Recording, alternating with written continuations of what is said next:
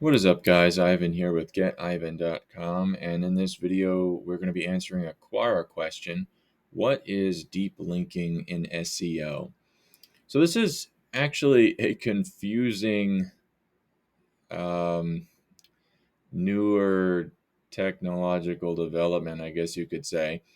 We'll look at a couple of public answers, and then I will show you guys what I know about it. It's a bit confusing, but I have a good example to show you guys to explain what this is. Because there are some things that may have some crossover when this is referred to, but this is referring to something that's a unique sort of technology. So we'll get there. This guy says deep linking is an SEO strategy where hyperlinks link to a particular web page with specific content rather than the homepage or about page. So that's not exactly true. Somebody super shared that, and that's not that's not really a good answer. Um, in simple terms, deep link is nothing but a hyperlink within a web page content. The general intention of these links is to redirect users and traffic to another website or app, install link or content. There's a little bit of truth in that, but it's not exactly correct either. In SEO campaigns, deep linking typically includes placing a link on a keyword or phrase that brings people to respective conversion pages or related articles on a site. That's a little bit better, actually. He's saying deep linking increases site navigability. Navigability. Navigability. Navigatability. Anyways, okay. That's a better answer than the previous two, but not quite there. Let's look at a couple others. Is there any other answer?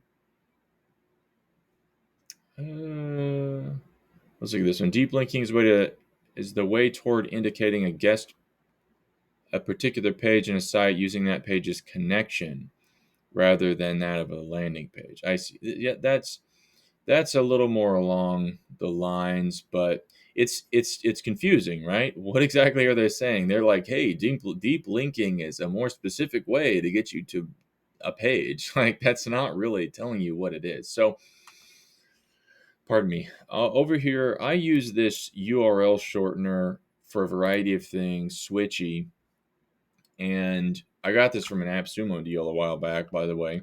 One of the more useful deals I've acquired over the years. And they added this section down here for integrations, and I think the entire thing is for what they call deep link integrations.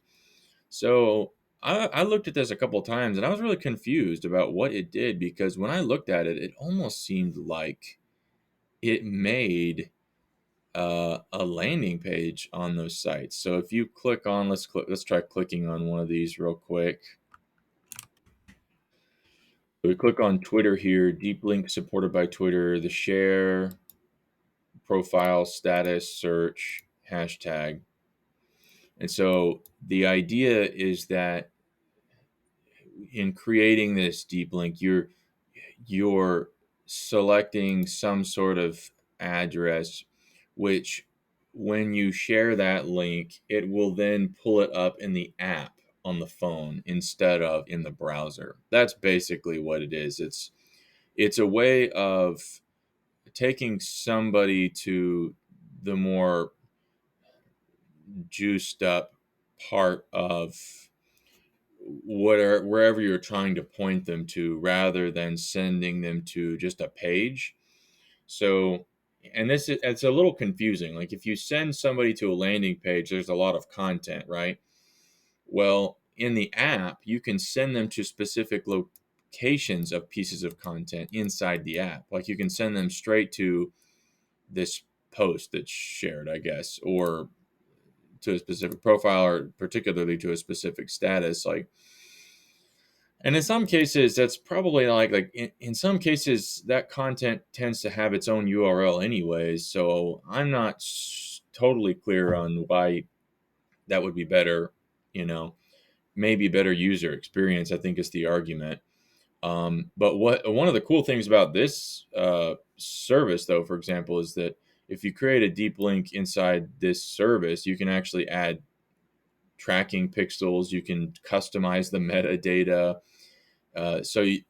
When you have a service like this that provides a deep link behind, like it provides a layer on top of the deep link, then that's even better because then you can customize the metadata, and you can also do retargeting pixels. You can even do you can set your custom domain so that the custom domain actually goes into the deep link location.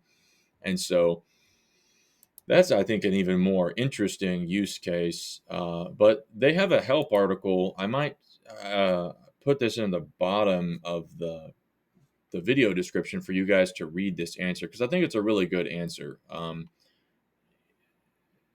Let me just read a little bit of this for you guys.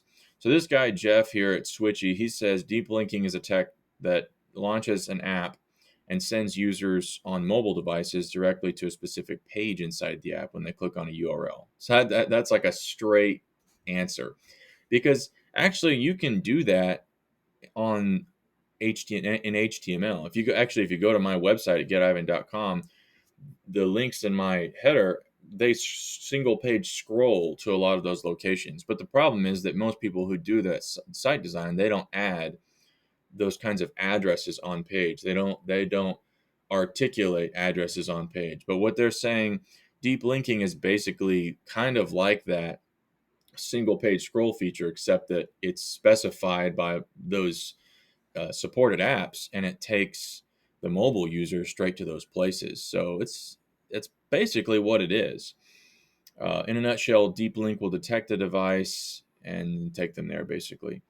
So his analogy here is that if you click on a YouTube video link, it'll open up the mobile version of the site, and he argues that it's a less desirable user experience. And then with deep linking, it'll actually open up the app on the phone, and there are various benefits, he pretty much argues. He says here the use of deep linking increases the chance to engage and convert your mobile users by 44% on average. Now that is a bold claim. Like I would be curious to do some searches on deep linking case studies. Let's see here. Let's do deep linking case studies. Let's just do another good thing you can do is just go deep linking and just look at the images. See if anybody has.